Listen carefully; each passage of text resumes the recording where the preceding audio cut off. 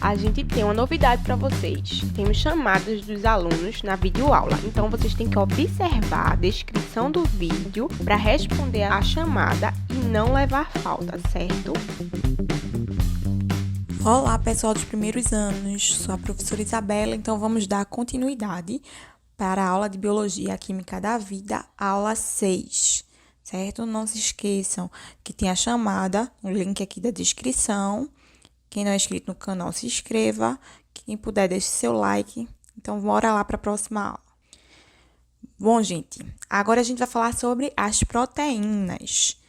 Quem são as proteínas? As proteínas são inicialmente formadas pelo carbono, hidrogênio, nitrogênio e hidrogênio. E podem também apresentar enxofre na composição delas. Elas são macromoléculas e elas são formadas como? Pela união de moléculas menores, várias delas, chamadas aminoácidos. Então, elas são formadas pela união de aminoácidos, certo? Bem, como função, elas apresentam várias funções das proteínas. A primeira função que eu posso dizer é que ela assume o papel de enzimas, influenciando diretamente a aceleração de uma reação química. Ela também tem função de movimentar os músculos, realizado pela ação da miosina e actina. Também tem função de composição hormonal, composição de anticorpos, coagulação sanguínea e transporte de hidrogênio, que é feito pela hemoglobina. Bom, elas participam da composição de muitas estruturas do corpo de seres vivos, principalmente na função estrutural, embora também tenha, como eu falei, função energética. Além disso, tem vários tipos de proteína que desempenham muitas funções, né, importantes para os seres vivos.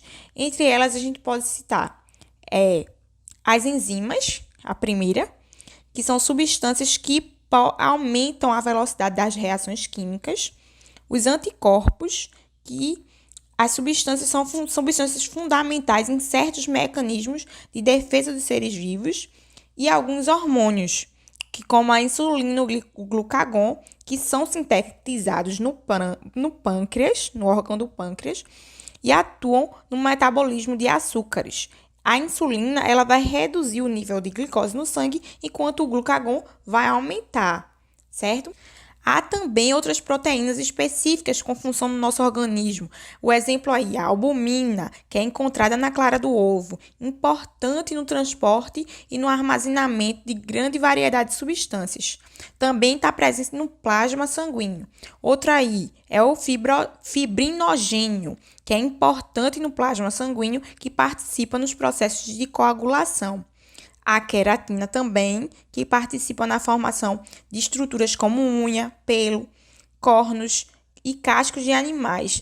Também temos a caseína, que é encontrada no leite, né? E tem todos os aminoácidos essenciais para a espécie humana. E por último, a gente está vendo aí o colágeno, que é encontrado na pele humana e da resistência e também nas cartilagens. É a proteína mais abundante do corpo humano. Agora a gente vai começar a estudar as proteínas a partir de suas unidades, os constituintes, o principal que são os aminoácidos. Bem, gente, agora vamos ver os aminoácidos. Eles são moléculas que se ligam por meio de ligações peptídicas com a formação das proteínas, né? Eles também são chamados de monopeptídeos. Eles são constituídos por cadeias de carbono ligadas a hidrogênio, oxigênio, nitrogênio e enxofre. Apresentam um agrupamento carboxila e um agrupamento amina, do qual deriva o próprio nome dele. E os vegetais fabricam todos os aminoácidos que necessitam a partir de cadeias de carbono dos açúcares na fotossíntese de nitrato retirado do ambiente. Entretanto, os animais, incluindo a espécie humana, fabricam apenas alguns aminoácidos, obtendo os demais da alimentação, tá certo? Bom, gente, aí você pode ver que são conhecidos 20 aminoácidos presentes na molécula de todas as proteínas existentes na natureza. Quem são esses 20 aminoácidos? Então, eu separei os 20 para mostrar para você. Alanina, arginina, asparato, asparagina, cisteína, fenilalamina, glicina, glutamato, glutamina, histidina, isoleucina, leucina, lisina, metionina, prolina, serina, tirosina, treonina, triptofano e valina. Os nomezinhos são meio complicados, né? Vocês vão ver assim, mas depois que a gente começar a estudar e ver direitinho, a gente vai começar a se familiarizar, nem que seja por alto. Agora a gente vai ver sobre a ligação peptídica, que é a ligação que vai unir os aminoácidos. Como é que ela se caracteriza? Pela reação do grupamento amina de um aminoácido com o agrupamento de um carboxila de outro. Aí vai haver o quê? A liberação de uma molécula. Quando a liberação de uma molécula, a gente viu isso antes, é uma síntese por desidratação. As ligações peptídicas, elas podem ser quebradas por hidrólise e, nesse caso, os aminoácidos retornam à condição inicial. Então, vamos ver aí, 2 aminoácidos, quando eles são unidos por uma ligação peptídica, formam uma molécula denominada dipeptídeo.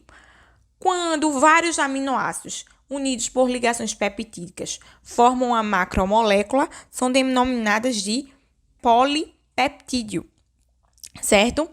Então, uma molécula de proteína, ela pode ser formada apenas por uma cadeia polipeptídica, como é o caso da albumina, presente na clara do ovo.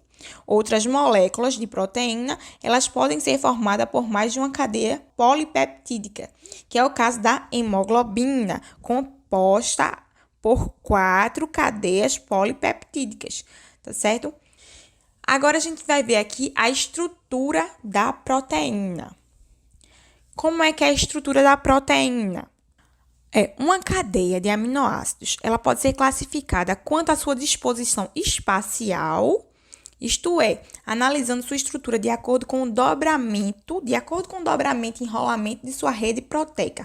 Então, de acordo com que se vai dobrar e enrolar a rede proteica, vai determinar qual é o tipo da estrutura dessa proteína, tá certo? Então, ela, de acordo com esses dobramentos e enrolamentos, que são por atrações químicas entre os aminoácidos e pela intervenção de outras proteínas, esses dobramentos são chamados de chaperonas, certo? Desse modo, a estrutura da proteína ela pode ser dividida em primária, secundária, terciária e quaternária. Na estrutura primária que vocês estão vendo aí, a cadeia principal de uma proteína, ela é em sequência linear dos aminoácidos. Uma mesma proteína, ela pode apresentar estruturas secundárias, terciárias e quaternária. Na estrutura secundária, equivale ao primeiro nível de enrolamento helicoidal, segundo, sendo reconhecida pelos padrões repetidos e regulares. Na estrutura terciária, a proteína ela é caracterizada pelo esse formato aí tridimensional específico, correspondendo ao dobramento sobre ela mesma da cadeia polipeptídica. E na estrutura quaternária, a estrutura ela vale a 2 ou mais cadeias polipeptídicas, não importando se são idênticas ou não e estão agrupadas. Eu vou destacar aí que as alterações na forma da proteína, ela pode ser causada por vários fatores, que as proteínas, ela tem várias formas, né? Mas, nesse caso, a gente fala em desnaturação da proteína que se torna inativa. A desnaturação, ela vai poder se reverter desde que o meio retorne às condições ideais para a proteína. Em muitos casos, no entanto, é um processo irreversível, certo? As proteínas, elas também podem ser classificadas em simples ou conjugadas. Nas simples, ela é formada apenas por um aminoácido. Nas conjugadas, ela apresenta outros componentes além do aminoácido, né? Que são chamados de grupo prostéticos e podem ser classificadas em, vamos lá, cromoproteínas, que o grupo prostético se refere à cor da proteína. A gente tem como exemplo aí a hemoglobina. A glicoproteínas, e o grupo prostético é um glicídio. Lembra que a gente falou lá de glicídio antes? O exemplo é a proteína presente na estrutura de membranas e o próprio muco. As lipoproteínas, lembram que eu falei na aula passada? É um grupo prostético, o grupo prostético é um lipídio. Quem eu dei de exemplo aí, HDL e LDL. Nucleoproteínas, que o grupo prostético é um ácido nucleico. Exemplo aí, a cromatina. Bom, gente, foi uma forma do contexto geral. Qualquer coisinha que posso acrescentar na videoconferência da gente, né, no dia de correções, aí eu vou acrescentar mais alguma coisa para a informação de vocês. Então, obrigada pela atenção. Se cuidem. Um beijo para vocês.